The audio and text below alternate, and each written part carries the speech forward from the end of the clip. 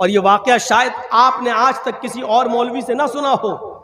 हजरत उमर फारूक जब खलीफा बनाए गए तो उनके ज़माने में एक ऊंट जो बैतुल माल में था, मुसलमानों की अमानत थी, किसी तरीके से रस्सी तोड़ने में कामयाब हो गया और भाग गया।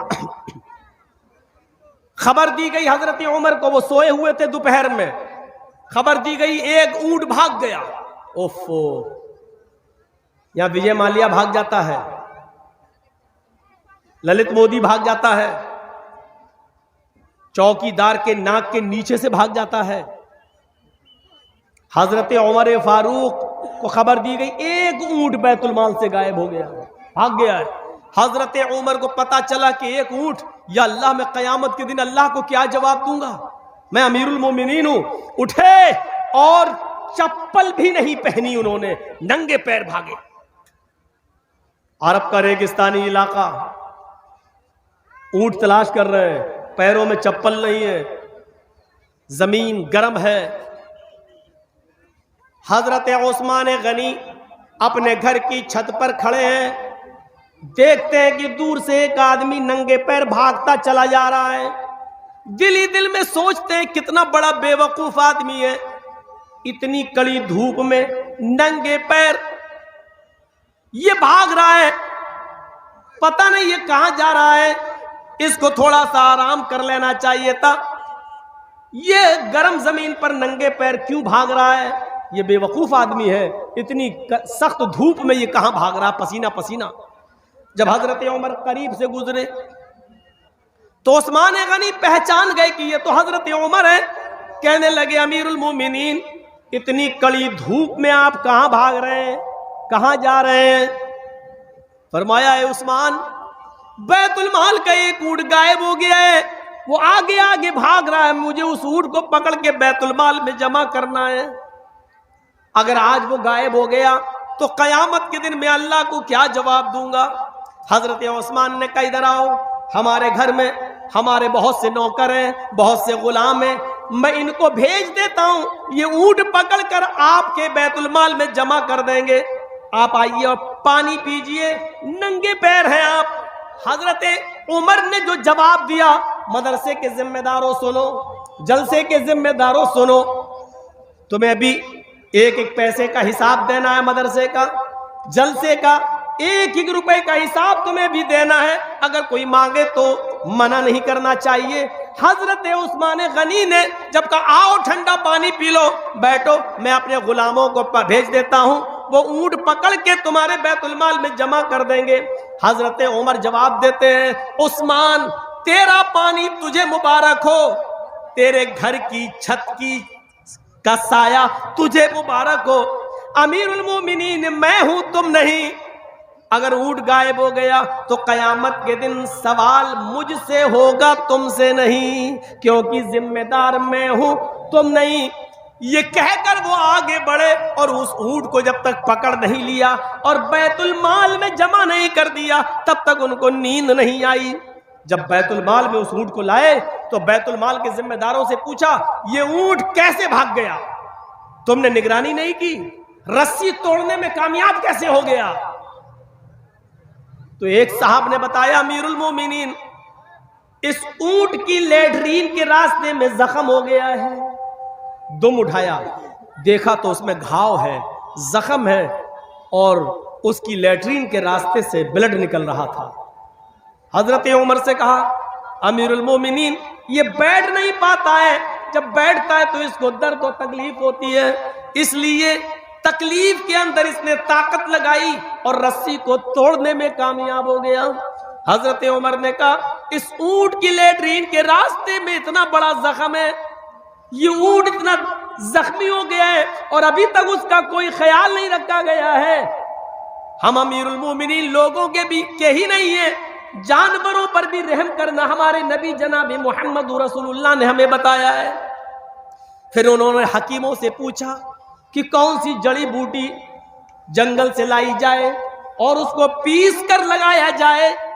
हकीमों ने बताया, हजरत उमर अकेले जंगल में जाते हैं, उस जड़ी बूटी को, उस पत्ते को तोड़ के लाते हैं, फिर अपने हाथों से पीसते हैं, उसका मरहम बनाते हैं, फिर अपने हाथ से ऊंट की दुम उठाते हैं और उस दुम लैट्रीन के जख्म के रास्ते पर अपने हाथ से उस जख्म को पर मरहम लगाते हैं, वो जड़ी बूटी लगाते हैं, कहते हैं अल्लाह मेरा जो काम था वो मैंने कर लिया, शिफा देना तेरा काम है। अय अल्लाह मैं अपनी जिम्मेदारी से आजाद हो गया, अय अल्लाह अब इसको शिफा देना न देना ये तेरा काम है। जानवरों पर रहम करना ये मेरी जिम्मेदारी है, मैंने अपनी जिम्मेदारी निभा ली है, जो हो सकता है वो मैंने किया है। अय अल्लाह इस ऊंट को जल्दी से शिफा दे दे। इस वाक़े से पता चलता है कि जिम्मेदारी क्या चीज होती है। जिम्मेदारी, हर आदमी को अपनी जिम्मेदारी पूरी तरीके से निभानी चाहिए। हर आदमी को अपनी जिम्मेदारी पूरी तरीके से अदा करना चाहिए। वक्त की पाबंदी बहुत जरूरी है। शुक्र अदा करो अल्लाह ताला का कि उसने हमें और आपको इस्लाम दिया है। लोग तड़प रहे हैं आज इस्लाम के लिए, वो इस्लाम जो आपका ही नहीं है। शरा लकुम मिनद्दीनि मा वस्सा बिही नूहन वल्लज़ी औहयना इलैक व मा वस्सैना बिही इब्राहीम व मूसा व ईसा नक़ीमुद्दीन। ऐ मोहम्मद सल्लल्लाहु अलैहि वसल्लम मैंने आपको वही दीन देकर भेजा है, मैंने आपको वही दीन देकर भेजा है जो दीन आपसे पहले नूह अलैहिस्सलातु वस्सलाम को देकर भेजा था, और नूह के बाद इब्राहीम और मूसा और ईसा भी जो दीन लेकर गए वही दीन मैंने आपको भी देकर भेजा है। ये गलत अफवाह है कि इस्लाम मुसलमानों का धर्म है। ये योगी मोदी आज जो चुनाव के मौके पर हिंदू मुस्लिम कर रहे हैं ना, और देख लीजिए कासगंज यूपी में पुलिस कस्टडी के अंदर एक मुसलमान को मार दिया गया, सिर्फ माहौल बनाने के लिए। यूपी जो चुनाव आ रहा है वो बनाने के लिए ये हिंदू मुस्लिम अगर ये अपनी किताबें पढ़ लें, योगी जी बड़े भक्त बनते हैं राम के और राम मंदिर बनवा रहे हैं अयोध्या में, अगर अपनी किताबें पढ़ लें, अपनी किताबें, तो यकीन मानिए इस्लाम से मोहब्बत करने लगेंगे, क्योंकि इस्लाम ये मुसलमानों का धर्म है ही नहीं, सिर्फ ये उनका भी धर्म है। इसी दीन और इसी धर्म को रामचंद्र जी ने भी पेश किया है, कृष्ण जी ने भी पेश किया है। ये सिर्फ मुसलमानों का नहीं है। हमने कब कहा है कि मोहम्मद सल्लल्लाहु अलैहि वसल्लम जो इस्लाम लाए वही नहीं? अल्लाह ताला खुद कह रहा है मोहम्मद सल्लल्लाहु अलैहि वसल्लम आपको मैंने कोई नया धर्म नया दीन नहीं दिया है। आपसे पहले भी जो नूह अलैहिस्सलाम आए थे उनको भी यही दीन दिया था, और नूह के बाद जो इब्राहिम, मूसा और ईसा, मोसेस और जीसस जो आए उनको भी हमने यही दीन देकर भेजा। उन लोगों ने जब दीन में गड़बड़ी पैदा की तो उसकी इस्लाह के लिए वही दीन हमने असली शक्ल में आपको देकर भेजा है। क़ुल या अहलल किताबी तालू इला कलिमतिन सवाइम बैनना व बैनकुम अल्ला नअबुदा इल्लल्लाह। आए मोहम्मद सल्लल्लाहु अलैहि वसल्लम आप ऐलान कर दीजिए, आप दुनिया वालों को बता दीजिए, आप दुनिया वालों से कह दीजिए, आप यहूदियों से और ईसाइयों में ऐलान कर दीजिए, या अहलल किताब, आए अहले किताब, आए तौरात वालों, जबूर वालों, इंजील वालों, आए यहूदियों, आए ईसाइयों और आए दाऊद अलैहिस्सलाम के मानने वालों, तालौ इला कलिमतिन सवाइम बैनना व बैनकुम, आओ एक ऐसे कलमे की तरफ।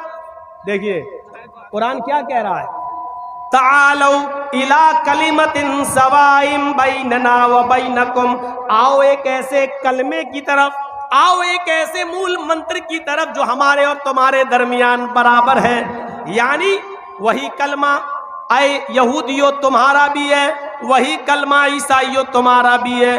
और देख लो मूसा अलैहिस्सलाम जब रसूल बनकर दुनिया में आए तो उनका कलमा था ला इलाहा इल्लल्लाह, मूसा रसूलुल्लाह। नूह अलैहिस्सलाम को जब पहले रिसालत मिली तो उनका भी कलमा था ला इलाहा इल्लल्लाह, नूह रसूलुल्लाह। ईसा अलैहिस्सलाम आए तो उनका कलमा था ला इलाहा इल्लल्लाह, ईसा रसूलुल्लाह। देख रहे हैं आप, नूह आए तो कलमा नहीं बदला गया, सिर्फ दूसरा जुमला बदला जा रहा, बस ला इलाहा इल्लल्लाह तीनों का एक ही रहा। ला इलाहा इल्लल्लाह नूह रसूलुल्लाह, मूसा जब आए तो पढ़ा गया ला इलाहा इल्लल्लाह मूसा रसूलुल्लाह, ला इलाहा इल्लल्लाह नहीं बदला जा रहा है। ईसा जब आए तो पढ़ा जा रहा है ला इलाहा इल्लल्लाह ईसा रसूलुल्लाह। कलमा पहला मंत्र नहीं बदला गया, रसूल के एतबार से दूसरा जुज बदला गया। जब इस्लाम आया, मुहम्मदुर रसूलुल्लाह आखिरी नबी बनकर आए, तो आपने भी उसी मूल मंत्र को बाकी रखा, ला इलाहा इल्लल्लाह मुहम्मदुर रसूलुल्लाह। पहला मंत्र नहीं बदला गया। और हिंदू भाइयों में भी पहला मंत्र वही है, एकम ब्रह्मादित्य नास्ति नास्ति किंचन, एक ही ब्रह्मा है दूसरा नहीं। बल्कि पंडित जब मरता है तो मरने से पहले अपने बेटे को ला इलाहा इल्लल्लाह पढ़ने की वसीयत करता है। मरने से पहले कहता है मेरे बेटे तू भी मरने से पहले ला इलाहा पढ़ लेना, जिसको हम वेदों की जबान में अनकही कहते हैं। ला इलाहा हरण पापन इल्लल्लाह परमपिदम। मेरे बेटे मरने से पहले ला इलाहा पढ़ लेना, हरणे पापन। जब तू ला इलाहा इल्लल्लाह पढ़ेगा तो तेरे पाप हरण हो जाएंगे, तेरे पाप मिट जाएंगे। ला इलाहा इल्लल्लाह पढ़ोगे तो तुम्हारे पाप धुल जाएंगे, मिट जाएंगे, खत्म हो जाए। यानी इस्लाम लाने से पाप मिट जाते हैं। इन्नल इस्लाम यहदिमु मा कान क़ब्ला, जो इस्लाम कबूल कर लेता है, कलमा पढ़कर इस्लाम की शीतल छाया में आ जाता है, उसके इस्लाम लाने से पहले जितने भी गुनाह हैं सारे के सारे गुनाह माफ कर दिए जाते हैं, उसके गुनाह बख्श दिए जाते हैं। ये इस्लाम का भी कलमा है। कौन कहता है कि इस्लाम सिर्फ मुसलमानों का धर्म है? कौन सी चीज ऐसी है जो हम करते हैं और आपके यहां नहीं है? बताइए। हम कलमा पढ़ते हैं, आप भी ब्रह्म सूत्र पढ़ते हैं, हम ला इलाहा इल्लल्लाह पढ़ते हैं, आपके यहां पर भी ला इलाहा इल्लल्लाह है। ला इलाहा हरणे पापन इल्लल्लाह परम पिदम, ये क्या है? एकम ब्रह्मा द्वितीय नास्ति नास्ति किंचन, ये क्या है?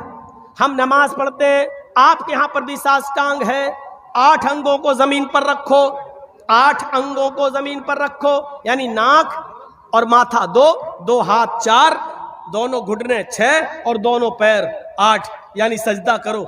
हमारे यहाँ नमाज है तो आपके यहाँ साष्टांग है, यानी सजदे का जिक्र आपके यहाँ पर भी है। बल्कि कृष्ण जी ने अर्जुन को 5 वक्त की नमाज पढ़ने का हुक्म भी दिया श्रीमद् भागवत गीता के अध्याय 6 मंत्र नंबर 10 में। योगी युज्जित सततमात्मानं रासिस्थिता एकाकी अच्युतात्म निराशीर परिग्रह। जब तुम ईश्वर की पूजा करने खड़े हो तो पूरे शरीर का योग कर लो, पूरे शरीर की एक्सरसाइज कर लो। हृदय नमः, सीने पे हाथ रख लो, हृदय दिल नमः, सर को झुका लो, सजदे की जगह पर हृदय दिल हाथ। हिंदू को देखते हो आप ऐसे करता है, मूर्ति के सामने खड़ा ऐसे ओम भूर्भुवः स्वः। किसी हिंदू को आपने ऐसे ऐसे नहीं देखा होगा, ऐसे ही देखा होगा। क्यों? दिल से इबादत या दिल से पूजा। ये हृदय, जब ईश्वर की पूजा करने खड़े हो तो दिल पर हाथ रख लो। हम लोग भी अल्लाह अकबर कहकर यहाँ हाथ रख लेते हैं। जो लोग जहाँ रखते हैं हमें उनसे कोई एतराज नहीं है, लेकिन इबादत दिल से होती है, इस बात को याद रखिए। हृदय नमः, अपने सीने पर हाथ रख लो। अर्जुन कह रहे हैं, कृष्ण कह रहे हैं अर्जुन से, कृष्ण जी अर्जुन से, सतत महात्मानम, और हमेशा पढ़ते रहना, कभी छोड़ना नहीं।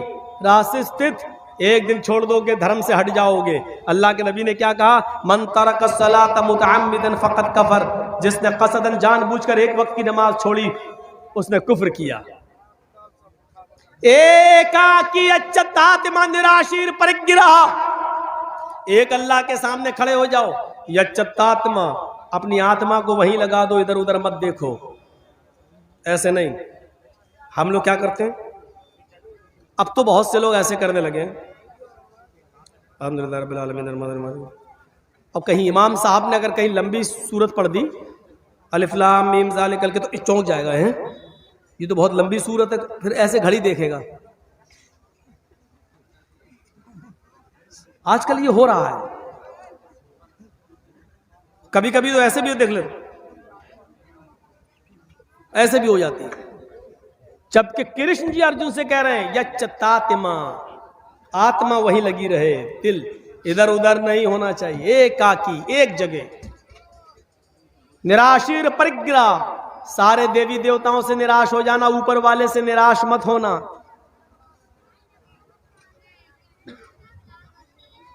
मही देवस्य सवितु परिष्टुति वसुर्दयमाना नय सुपथराय अस्मान। और उसमें ये मंत्र पढ़ना, मही देवस्य सवितु परिष्टुति, मही मनी महान है हमारा देवता, देवस्य हमारा देवता, मही देवस महान है हमारा देवता, सवितु जिसके लिए सारी की सारी परिष्टुति तारीफ प्रशंसा है, महान है हमारा वो देवता जिसके लिए सारी की सारी प्रशंसा सारी की सारी तारीफ है। हम लोग क्या पढ़ते हैं? अल्हम्दुलिल्लाहि रब्बिल आलमीन, तमाम तारीफें उस अल्लाह के लिए हैं जो दोनों जहान का रब है। कृष्ण जी कह रहे हैं ये पढ़ो, हमारे यहां भी वही पढ़ा जा रहा है। कृष्ण जी कहते हैं अर्जुन बसुर दयामाना, उसके बाद कहो वो बड़ा दयालु और कृपालु है। हम लोग क्या पढ़ते हैं? अर्रहमान अर्रहीम, वो बड़ा ही मेहरबान इंतहाई रहम करने वाला है। कृष्ण जी कहते हैं पढ़ो नए सुपथराय आसमान, सुंदर पथ मानी रास्ता, राय मानी चलाना, आसमान हमारे फायदे के लिए। हाय प्रभु हमको हमारे लाभ हमारे फायदे के लिए सुपथा सुंदर रास्ते पर चला, हमको हमारे लाभ के लिए फायदे के लिए अच्छे रास्ते पे चला। हम और आप क्या पढ़ते हैं? इहदिना सिरातल मुस्तकीम, ऐ अल्लाह हमको सिराते मुस्तकीम पर सीधे रास्ते पर चला। कृष्ण जी के जो कह रहे हैं वही हमारे नबी ने भी कहा है। इसीलिए मैं कहता हूं कि हिंदू मुस्लिम की राजनीति करने वाले अगर अपनी किताबें पढ़ लें तो कभी इस्लाम से नफरत नहीं करेंगे, मुसलमानों से नफरत नहीं करेंगे। उनके बस में नहीं है नफरत करना। अगर वो किताबें पढ़ लें, जैसे हम इस्लाम पढ़ने के बाद और हिंदू धर्म की किताबें पढ़ने के बाद किसी हिंदू से नफरत नहीं कर सकते, क्योंकि हमारा कुरान कहता है एक मनुष्य को, एक नफ्स को अगर किसी ने कत्ल कर दिया तो वो पूरी दुनिया का कातिल है। मन कतल नफ्सन बिगैरि नफ्सिन औ फसादिन फकअन्नमा कतलन नास जमिया, जिसने दुनिया में किसी एक मनुष्य को, चाहे वो हिंदू हो या मुसलमान, सिख हो या ईसाई, किसी भी धर्म का, किसी भी जाति का, किसी भी मजहब का मानने वाला हो, अगर आपने किसी को कत्ल कर दिया तो एक इंसान को कत्ल नहीं किया, पूरी दुनिया की इंसानियत को कत्ल कर दिया, पूरे विश्व की इंसानियत को मार डाला, पूरे मानवता का, पूरी इंसानियत के आप कातिल हैं। एक को नहीं मारा है आपने। कुरान सारी दुनिया के इंसानों को एक परिवार से देखता है, एक खानदान से तशबीह देता है। या अय्युहन्नास इन्ना खलकनाकुम मिन ज़करिन व उन्सा वजअलनाकुम शुऊबन व क़बाइल लितअरफू।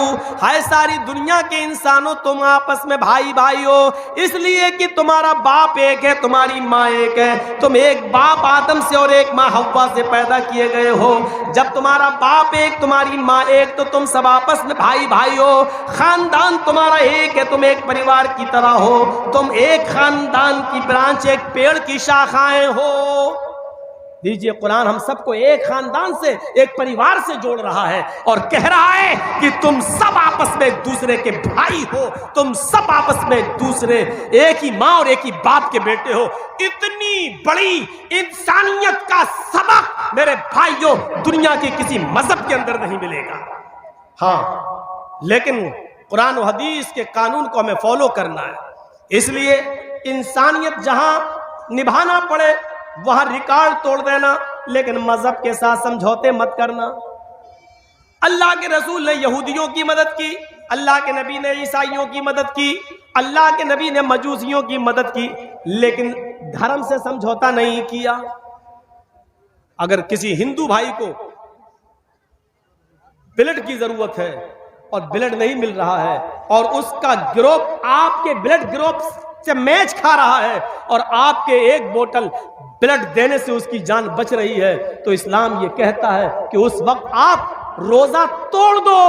अगर रोजे की हालत में भी हो तो आप रोजा तोड़ दो और रोजा तोड़कर ब्लड दे दो और ब्लड देकर उसकी जान बचा लो। इस रोजे की कज़ा बाद में हो सकती है, अगर जान चली गई तो बाद में जान वापस नहीं आएगी। एक गैर मुस्लिम के लिए इस्लाम ये कहता है कि तुम अपना रोजा तोड़कर ब्लड देकर उसकी जान बचा लो। रोजे की कज़ा बाद में कर लेना। इंसानियत निभाई तो इतनी, लेकिन ये भी नहीं कहा कि तुम उनके मंदिरों में जाकर सजदा कर लो। अल्लाह के नबी ने कहा, कुरान की आयत नाजिल हुई जब काफिरों ने कहा कि 6 महीने आप हमारे माबूद की इबादत कर लें, हमारे खुदा, और 6 महीने में आपके माबूद की, आपके रब की इबादत कर लेते हैं, तो अल्लाह के नबी ने साफ कह दिया, लकुम दीनुकुम वलिय दीन, ये नहीं होगा। इंसानियत हम निभाएंगे लेकिन दीन के साथ समझौता नहीं करेंगे। तुम्हारे लिए तुम्हारा दीन और हमारे लिए हमारा दीन, ये समझौता नहीं कर सकते। क़यामत की निशानियों में से एक निशानी ये बताई, युस्बिहु रजुलु मुमिनन व युमसी काफिरन व युमसी मुमिनन युस्बिहु काफिरन। एक मुसलमान को तुम देखोगे सुबह फजर की नमाज पढ़ेगा, नमाज पढ़ने के बाद कुरान की तिलावत करेगा, मस्कीनों को गरीबों को खाना खिलाएगा, सुबह सवेरे उठेगा तो वो मोमिन होगा, लेकिन शाम का सूरज डूबने से पहले पहले वो काफिर हो जाएगा। यह क़यामत की निशानी बताई। एक ज़माना ऐसा आ जाएगा कि मुसलमान सुबह हालत ईमान में उठेगा लेकिन सूरज डूबने से पहले पहले वो काफिर हो जाएगा। आज ये चुनाव का दौर है और देख लीजिए आज चुनाव के इस दौर में ऐसा हो रहा है या नहीं हो रहा है। एक बेचारा मुस्लिम कैंडिडेट सुबह उठता है, फजर की नमाज पढ़ने जाता है, कुरान की तिलावत भी करता है, गरीबों की मदद भी करता है, ज़ुहर भी पढ़ता है, लेकिन उसको मालूम है कि हमें हिंदू लोगों का भी वोट लेना है, हिंदू भाइयों का भी वोट चाहिए। हिंदुओं को खुश करने के लिए वो उनके मंदिर में चला जाता है, वहां जाकर टीका भी लगा लेता है और मूर्ति पे जाके वो हार भी चढ़ा देता है, इसलिए कि ऐसा करने से हमें हिंदू भाइयों का वोट मिल जाएगा। मेरे भाइयों, सुबह वो हालत ईमान में उठा लेकिन शाम होने से पहले पहले उसने कुफ्र कर लिया है। फरमाया अल्लाह के नबी ने, यह क़यामत की निशानी होगी, एक मुसलमान हालत ईमान में उठेगा लेकिन शाम होने से पहले पहले वो काफिर हो जाएगा। यबीउ दीनहु बिइरज़िन मिनद दुनिया, दुनिया के चंद सिक्कों को हासिल करने के लिए वो अपना दीन बेच देगा। दुनिया के चंद टुकड़ों को पाने के लिए वो अपना दीन का सौदा कर देगा। दुनिया के चंद सिक्कों के लिए वो अपने दीन की सौदेबाजी करेगा। अपने मुआशरे और समाज पर ऐसे मुस्लिम कैंडिडेटों पर नजर रखो जो गैर मुस्लिमों का वोट पाने के लिए टीका भी लगा रहे हैं और मूर्तियों पर हार भी चढ़ा रहे हैं। और दलील क्या देते हैं, अरे हिंदू भाई भी तो कैंडिडेट है, वो भी तो रोजा रख लेता है या इफ्तार पार्टी में आ जाता है, वो भी तो टोपी लगा लेता है, हमें क्या मतलब है, हमें उससे क्या मतलब है वो क्या कर रहा है। लेकिन आपकी शरीयत आपको इजाजत नहीं देती है कि आप मंदिर में जाकर टीका लगाएं। टीका लगाना ये मुशाबिहत है गैर मुस्लिम से, और मन तशब्बह बिक़ौमिन फहुव मिन्हुम, जो जिस कौम की मुशाबिहत करेगा क़यामत के दिन उसी के साथ उठाया जाएगा। मूर्तियों पर फूल और हार और मालाएं नहीं चढ़ाई जा सकती। अगर आपने मंदिर में किसी मूर्ति पर फूल और मालाएं चढ़ा दी तो माफ कीजिएगा बहुत से लोग दलील दे देंगे, जब आपका नेता मूर्तियों पर फूल और हार माला चढ़ा देता है तो हमने कब्रों पे अगर फूल चढ़ा दिए तो कौन सा जुर्म किया है, हमने यहाँ चादर चढ़ा दी तो कौन सा जुर्म किया है। मेरे भाइयों, किसी भी पत्थर पर फूल और माला नहीं चढ़ाया जा सकता है, उसके सामने हाथ जोड़ के खड़ा नहीं होया जा सकता है। अगर शरीयत ने किसी पत्थर को चूमने की इजाजत दी है तो वो सिर्फ हजरे अस्वद है जो खाने काबा में लगा हुआ है, सिर्फ उस पत्थर को चूमने की इजाजत दी है। अगर आसानी के साथ वहां जा सकते हो और उसको छू सकते हो तो छू लो, और चूम सकते हो तो उसको बोसा दे दो। लेकिन अगर ये आसान ना हो, भीड़ बहुत ज्यादा हो तो हाथ का इशारा कर लो, बस इतना काफी है और आपको सवाब मिल जाएगा। दिल में नियत करो, अगर भीड़ ना होती तो मैं जरूर चूमता, लेकिन मैं नहीं चूम पाऊंगा क्योंकि भीड़ बहुत ज्यादा है। दाहिना हाथ उठाकर इशारा कर दीजिए और अपना चक्कर लगाना शुरू कर दीजिए। उस पत्थर को ही चूमा जा सकता है और उसका बोसा लिया जा सकता है, उसके अलावा किसी पत्थर को नहीं चूमा जा सकता। लेकिन हजरत उमर फारूक का जब जमाना आया तो उमर फारूक को डर लगने लगा, इस पत्थर को लोग चूमते हैं, ऐसा ना हो कि इस पत्थर को आगे चलकर लोग इसको खुदा बना ले, माबूद बना ले, कहीं इस पत्थर से रोजी रोटी ना मांगने लगे, इस पत्थर से कहीं औलाद ना मांगने लगे, इस पत्थर को बाबरकत पत्थर समझकर बरकत के हुसूल के लिए बैठने न लगे। तो हजरत उमर फारूक ने तवाफ करने से पहले उस पत्थर पे हाथ रख के कहा था, आए पत्थर, अन्नका हजरुन ला तनफउ वला तजुर, आए पत्थर तू सिर्फ एक पत्थर है, आए हजरे अस्वद, तू सिर्फ एक पत्थर है, तू किसी को नफा नहीं पहुंचा सकता, तू किसी को नुकसान नहीं पहुंचा सकता। तेरे अंदर नफा देने की और नुकसान पहुंचाने की ताकत नहीं है। मैं तो सिर्फ तुझे इसलिए चूमता हूं क्योंकि मुहम्मदुर रसूलुल्लाह को मैंने चूमते हुए देखा है। अगर मेरे नबी ने तुझे न चूमा होता तो मैं भी तुझे नहीं चूमता। बस आए पत्थर सुन, तेरे अंदर किसी को कुछ देने की और किसी से कुछ छीनने की ताकत नहीं है। तू माबूद नहीं है, तू खुदा नहीं है, तू रब नहीं है। सवाल यह है कि फिर मैं तुझे चूम क्यों रहा हूं? मैं सिर्फ इसलिए चूम रहा हूं क्योंकि मेरे नबी ने तुझे चूमा, इसलिए हम तुझे चूम रहे हैं। तो मेरे प्यारे साथियों, ये कहकर लोगों को बता दिया कि ये पत्थर पत्थर है, ये रब नहीं है, ये माबूद नहीं है, यहाँ चादर नहीं चढ़ाई जाएगी, यहाँ हाथ जोड़कर खड़ा नहीं हुआ जाएगा। इस पत्थर से किसी किस्म की बरकत की उम्मीद मत रखना। बस एक सुन्नत है उसको चूमना, एक छूना और बोसा लेना सुन्नत है। मेरे प्यारे साथियों, ये इस्लाम की शीतल छाया और इस्लाम की साफ और शफाफ तालीम है। इसे हमें और आपको गौर करना चाहिए और लेना चाहिए और सीखना चाहिए। ये मजहब सबका है। आओ, अगर नमाज है तो आपके यहां पर भी है, कलमा है तो आपके यहां पर भी है, अगर ज़कात देने का हुक्म दिया है इस्लाम ने तो आपके यहाँ पर भी दान व खैरात का है। सबूत व दानम दीक्षिता, हाय अर्जुन, ज्यादा से ज्यादा गरीबों मिस्कीनों में दान दिया करो। दान देने से पाप मिटते हैं। अगर हमारे यहाँ रोजा है तो आपके यहाँ पर भी व्रत है। हाँ, एक फर्क जरूर मिलता है, हमारे यहाँ मरने के बाद इंसान दोबारा कुत्ता बिल्ली चूहा नहीं बनता है और आपके यहां मरने के बाद आवागमन है। अच्छे कर्म किए होंगे तो फिर से मनुष्य बनाकर पैदा किया जाएगा, लेकिन बुरे कर्म किए होंगे तो अपने अपने कर्मों के मुताबिक इंसान को सजा मिलेगी। मनुस्मृति पढ़िए, एक एक गुनाह की सजा लिखी हुई है। 2-3 सजाएं मुझे याद हैं। रिश्वत खाओगे तो कुत्ते का जन्म होगा, जुआ खेलोगे तो भैंस का जन्म होगा, किसी लड़की पर गलत नजर डालोगे तो तुम्हें अगला जन्म लड़की का होगा, चोरी करोगे तो अगले जन्म में बिल्ली बनाए जाओगे। ये हमें याद है मनुस्मृति के, वरना उसमें बहुत कुछ लिखा हुआ। ये करोगे तो आलू बनोगे, ये करोगे तो गोभी बनोगे, ये करोगे तो बैगन बनोगे, ये करोगे तो फूल गोभी बनोगे, ये करोगे तो यहां तक कि हरा धनिया, हरा मिर्चा, ये करोगे तो ये बनोगे। पूरी एक लिस्ट है, दाल चावल तक की लिस्ट है। ये करोगे तो दाल बनोगे, ये करोगे तो चावल बनोगे, ये करोगे तो मतलब सबकी एक लिस्ट है। यानी ये सारी सब्जियां जो आप देख रहे हो ये पाप के नतीजे में मिल रही हैं हमें और आपको। ये सब पहले इंसान थी, इन्होंने वो जुर्म किए थे तब दाल बनाए गए। हम जो खा रहे हैं वो इंसानों को खा रहे हैं। पूरी एक लिस्ट है।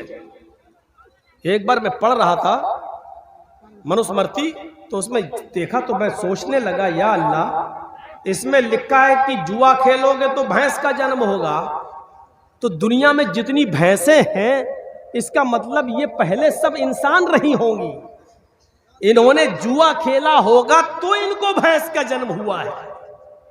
इसका मतलब यह है कि दुनिया में अगर कोई आदमी जुआ ना खेले तो भैंस का जन्म ही नहीं होगा, और जब भैंस नहीं होगी तो दूध भी नहीं मिलेगा, और दूध नहीं होगा तो दही, मट्ठा, घी, छाछ, पनीर, दूध से बनने वाली सारी नेमतें हमें कुछ नहीं मिलेंगी। यानी ये सारी नेमतें खाना है, तो इसका मतलब यह है कि जुआ खेलो। एक पंडित से मैंने कहा, लोकल पंडित से, कहने लगा चुप रहो मौलाना साहब, हम इतने बड़े पंडित नहीं, हमारे किसी बड़े पंडित से पूछो। हम लोग तो बस ऐसी दान कन्या कर लेते हैं, कुछ हमें गुरु दक्षिणा मिल जाती है, हम क्या जाने ये सब।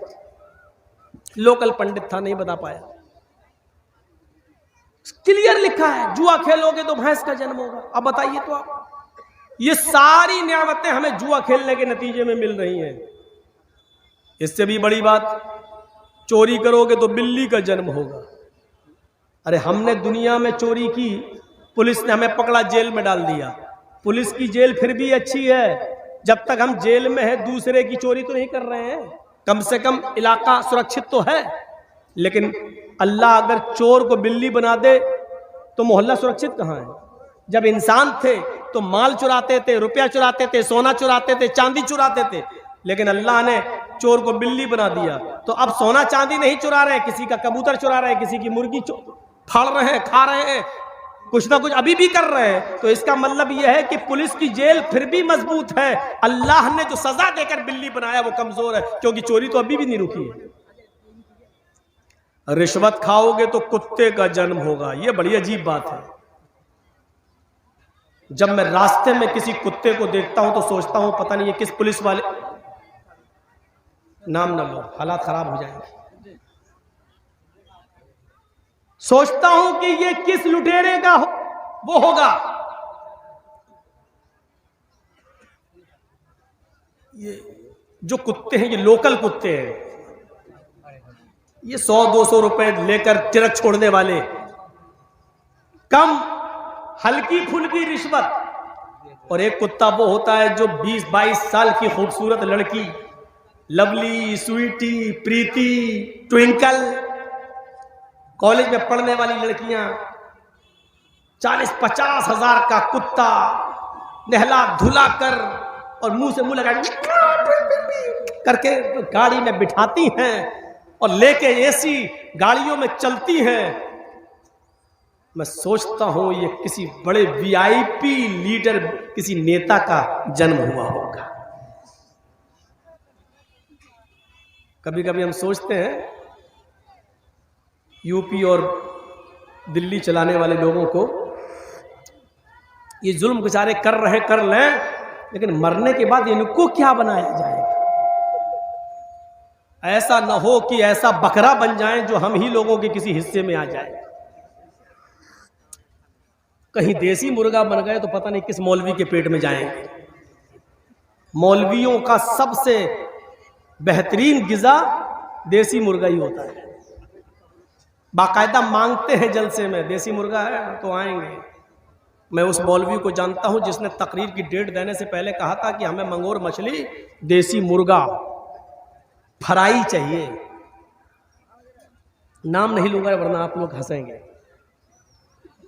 मैं सोचता हूं कि ये लोग दुनिया में बेचारे कर रहे करें, लेकिन आखिर इनको इनके धर्म के मुताबिक कौन सा जन्म होगा, क्या होगा? अगर हमें पता चल जाए कि ये वही आदमी है जिसका जन्म ये हुआ, तो हम तो उसको काटे ही नहीं,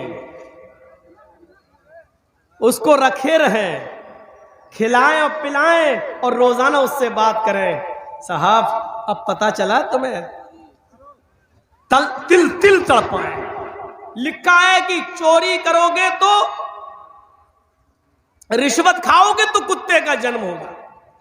और आखिर में एक सजा और जो हमें मालूम है, लड़की को देखोगे तो अगला जन्म लड़की का होगा। दुनिया में जितनी लड़कियां जलसे में आई है ना, जलसे में ना दिखे लेकिन बाहर बाजार लगा हुआ वहां देख लो।